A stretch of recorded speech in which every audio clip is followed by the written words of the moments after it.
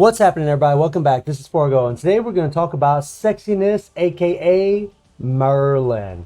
And Merlin is a character that a lot of us had high hopes for, especially from the Korean live stream. We saw that she had hyper armor, she could apply any kind of dot damage, she had ignore guard. If you take a look at her kit here,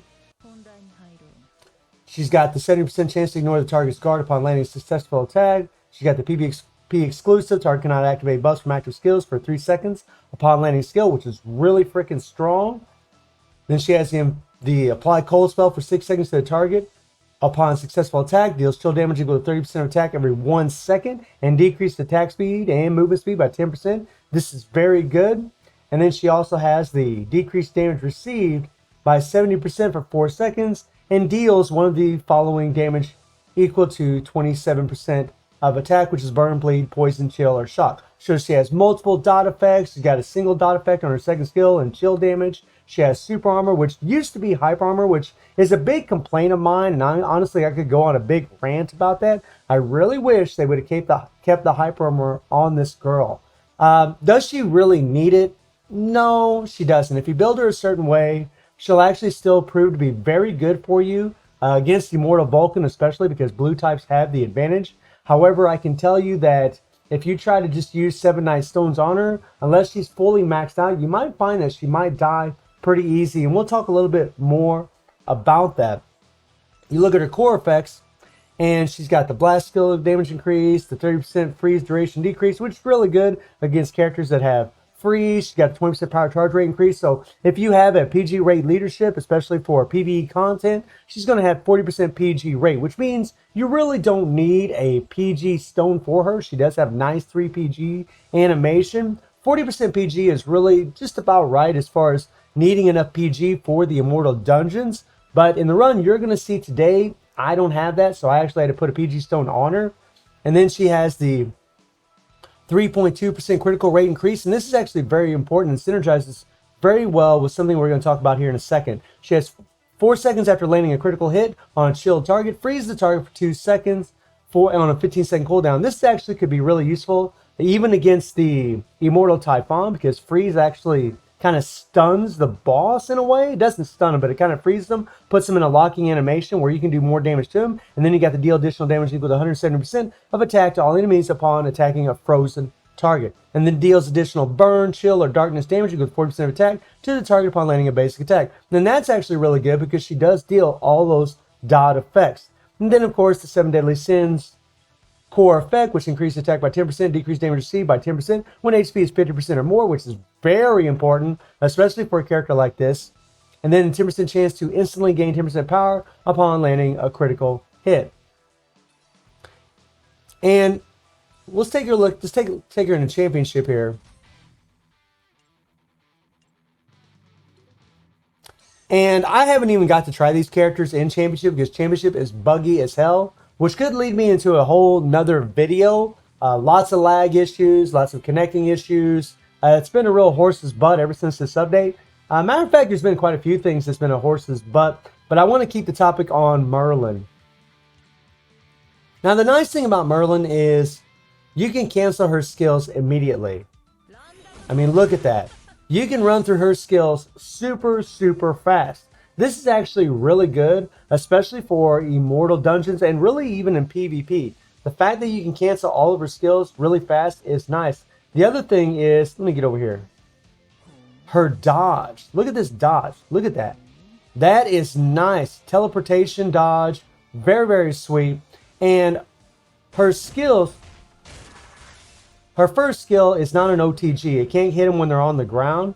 However, her second skill is an OTG. It can hit him on the ground. That ice shoots up from the bottom.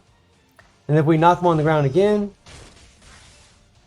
the third skill is also an OTG. So the second and third skill are OTGs. And for those of you that don't know, an OTG is an on the ground skill. It will hit you while you're on the ground. And her 3PG is absolutely beautiful, and it's a pretty long animation as well. If you watch the anime, you know exactly where this comes from. Very cool skill. And then her third skill is freaking dope too, because it's actually a really long skill. I love both of these skills so freaking cool. Infinity. And those of you that watch the anime, you know what I'm talking about when I say infinity. But when I initially tested this girl, I was a bit disappointed with her survive ability against Immortal Vulcan. Now, there's already been runs out there where people have put Delin, Merlin, and BS Rugal on the first team. Blue had the advantage against this guy, and you can pretty much get the 500 million with that first team. However, a lot of people don't have Delins. I actually do have him. He is maxed out, but I didn't want to use him because I don't think that's exactly realistic for a lot of players out there. Still really cool run to see, but not really realistic for a lot of players out there that don't have Delins. So you just want to make sure that you're applying poison damage on your first team. And the first team does have quite a bit of synergy except for Leona. Really, I just have Leona on the team because she does deal poison damage. And actually, Leona and Pretty Big both deal poison damage. And then I just got Kay giving that PG rate leadership for Pretty Big. Leona isn't going to benefit from it all. All these characters have maxed out Imprint stones. You can take a look at them. You got a PG stone on him. We're running the KS set on him as well. You got Leona here. She got the KS set. She has max Imprint stones. They're all double attack stones. And by the way, Leona is still freaking amazing for the second team because of the recovery as well. But because she has poison, I just went ahead and put her on the first team.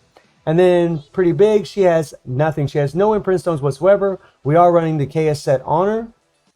And they do have max Imprint stones. BS Rugal is completely maxed out. He's got an Akane set on him. And Leona is completely, she's at level 40. She's running the Yantama set. And she does have max double attack stones on her. Oh no, I'm sorry. She has double attack in the first two, and then the last one's an HP stone. And Leona's also amazing because of her recovery. Both of the Leonas are freaking godly in this game mode. But Merlin, my Merlin, I was only able to level her up to 3 stars. And these are the Imprint stones that I decided to go with. Now, some of you are probably wondering, why didn't I use the 7 Night Stones? Well, I actually did level up a 7 Night Stones for her. I actually did. You can see I leveled this thing up, but I can tell you right now, even with this decreased damage received by 20% for 5 seconds when a 7 Deadly Sins fighter is attacked on a 15-second cooldown, old girl dies easily. At 3-star, fully maxed capsules, she dies easily. And the beautiful thing about this stone is it does give you attack and HP, but it also gives you, it also gives you a recovery of HP by 7% upon landing an active skill on a critical hit. And the critical hit is very important because it synergizes with her core, where she gets that extra critical rate. When HP is 70% or less, she's going to get a heal. And that heal is actually going to enable blue fighters to do more damage. So the blue fighters on the second team are going to be doing more damage because of it. She's going to be getting a heal. It's going to increase her survivability. And I'm telling you guys, even with the decreased damage received from the Imprint Stone, even with the decreased damage received from this third skill, that decreased damage received by 70% for 4 seconds, this girl can die pretty easy at 3-star. Now, if you have her at 5-star and you have her fully maxed out, then I'd probably just go with all 7 Deadly Sins stones. I also went with a PG stone because I'm going to be using BS Rugal's leadership, and she only has 20% PG rate in her core. So I want her to do her PG as much as often, and this is what worked out for me. Again, you don't have to build her this way. I'm just showing you this way to show that Merlin is actually really good for this game mode if you build her correctly.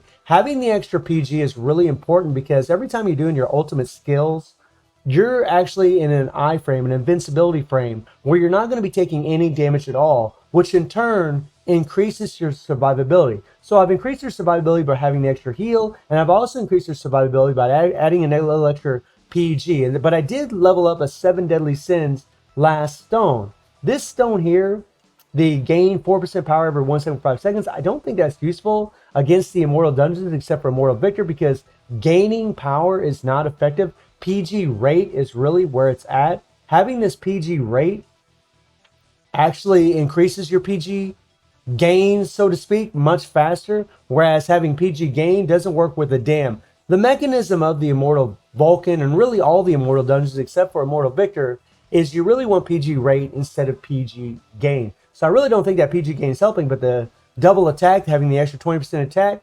to Merlin is helping. I do have her affinity level 10, and I am running an Akane set. And I can also tell you guys that I was running the Athena set on this girl when I ran just an original 7 Deadly Sins stones on her.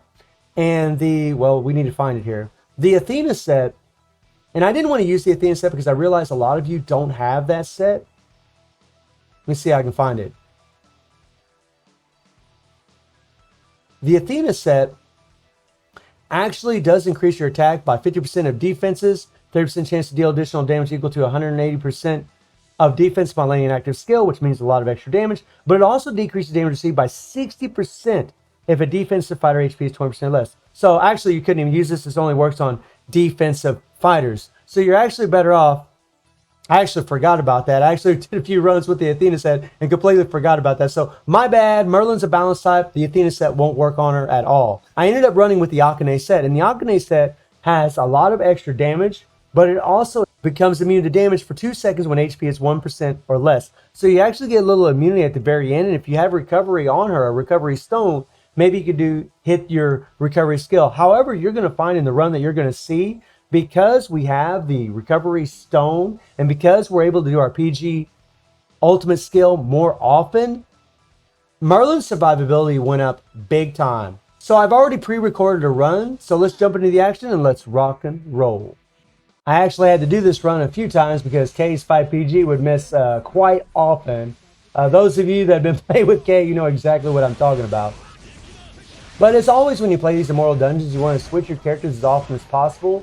You want to make sure that a character like K, who you want to use their 5PG on, that you make sure that you're always using them. Like once that 3PG hits, like it just did, you want to keep playing K. And once I get his 5PG ready, I'm going to go ahead and hit it. And you want to make sure you're facing the Immortal Vulcan whenever you use K's 5PG. It'll increase your chances of actually landing the 5PG. I find a lot of times when I do the third skill and I'm actually facing the other direction of Immortal Vulcan, that I miss more often. And since K's PG isn't fully built, we're going to switch our characters, use their skills. And once his 3PG gets pretty much ready to go, we'll just keep playing him. Alright, come on, here we go. And all this poison damage that we're dealing on this first team, that's going to weaken Immortal Vulcan, and that's going to carry over to the second team. So we're almost at that 5PG. There we go. And I was facing Immortal Vulcan. And we were able to land our attack. Hell yeah. That worked out beautifully. I love OK, but I tell you what, man. That 5PG can really upset you. Big time. Wow. And, you know, initially, guys, I was really disappointed with Merlin here because I really thought at 3 stars she should have been better. Having the type advantage and having that decreased damage received by 70%, even having that Imprint stone that decreases damage received by 20% when attacked on a 15-second cooldown, I really thought their K missed. But I really thought she would have enough survivability, but honestly, she didn't. And I really wish they would have kept that hyper armor on her. However, I'm going to play Merlin most of the time in this run. I'm just going to run through Rugal's skills, and then I'm going to run through Merlin here. And remember, her third skill gives her that decreased damage received, so it's very important to get that up because she has no immunity. And now I'm just going to play Merlin. I'm just going to use her awakened skill, and I'm just going to spam her skills. So she's going to have that decreased damage received up the whole time I'm spamming her skills. And you can see, guys, we are taking damage. We're taking damage. But there we got a heal. We got that recovery. And when we did get that recovery, we actually weakened Immortal Vulcan. I honestly think having that recovery stone on her is better. If you want to use her for Immortal Vulcan, I really think it's better to have the recovery stone on her. And I can definitely tell you that having the PG stone really helped too. Now, if you were using a different leadership and you were using, say, Shizuru, Summer Night Shizuru, or you're using Rio, then it'd be a different story. I wouldn't use a PG stone. I would use the 7 Deadly Sins stone instead. So we're trying to build up Rugal's 3PG. There we go. And originally, whenever I was using 7 Deadly Sin Stone and I didn't have a recovery stone on this girl, I actually had to literally just guard. I had to guard against Immortal Vulcan because if I attacked him and he hit me, Merlin died. She just couldn't hang in there, guys. She died. She would die so easy. But look at how fast we've done this. And this is what I mean. Old girl is definitely a godsend. 16 seconds left to spare. And I attacked with her the entire time, didn't hold back at all. So Merlin is very good for this. Do I think she's the best? No, I don't think so. I actually think that both Leonas are actually better. However, she's still very damn good. That long 3PG animation and her long default animation really make the difference.